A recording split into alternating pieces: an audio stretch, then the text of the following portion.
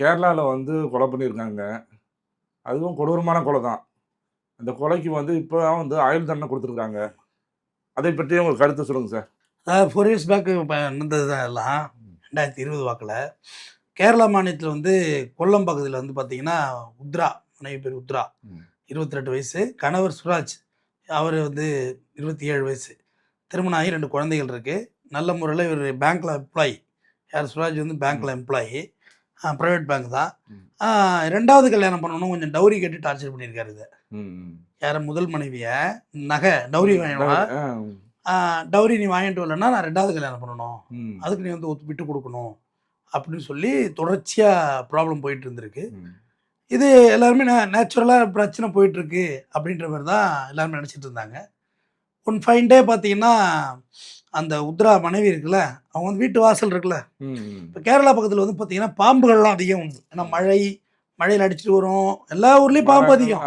நம்ம மெட்ராஸை வச்சு பாம்பு இல்லைன்னு இங்கே நினச்சிடாதீங்க, எல்லா ஊர்லேயும் பாம்பு அதிகம் தான். அப்போ வாசலில் காலையில் கோலம் போடுவாங்கள்ல, வாசல் தெளிச்சு கோலம் போடுறது, அதை போட உள்ள ஃபைன் பாம்பு வந்து கொத்தி விடுது. பாம்பு கொத்தினோடனே இவர் உடனே மருத்துவமனைக்கு கூட்டிகிட்டு போகிறாரு. மருத்துவமனை கூட்டிகிட்டு போய் உடம்பு ரெக்கவரி ஆகிடுது, பொழைச்சிக்கிட்டாங்க.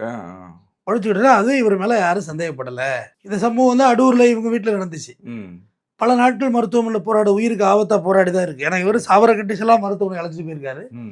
அப்புறம் கொஞ்சம் ரெஸ்ட் எடுக்கட்டும் மாப்பிள்ள, பொண்ணு தான் அங்கே சண்டையுமா இருக்குது, ப்ளஸ் பாம்பு வர கடிச்சிருக்கு, எங்கள் வீட்டில் இருக்குன்னு சொல்லி இவங்க வீட்டுக்கு, யார்? பெற்றோர் வீட்டுக்கு அழைச்சிட்டு வந்துடுறாங்க.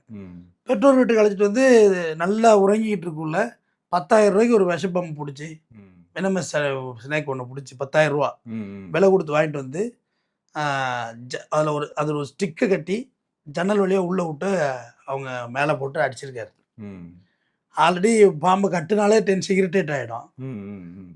ஜன்னல் வழியாக போட்டு அடித்தோன்னே என்ன ஆகுதுன்னா, பாம்பு வெறிகுண்டு வீசியிருக்கு. வீசினதில் அந்த பெண் இறந்துறாங்க. காலைல மருத்துவமனை கொண்டு போகிறது அதே சம்பவ இடத்துலைங்களா? இடத்துல இறந்துறாங்க. ஏன்னா இப்போ தான் முதலோட இப்போ ஹைடெக்கான பாம்பை கொண்டு வந்துட்டாங்கல்ல. இது 2020ஆம் ஆண்டு நடந்த ஒரு அஃபென்ஸ் இது.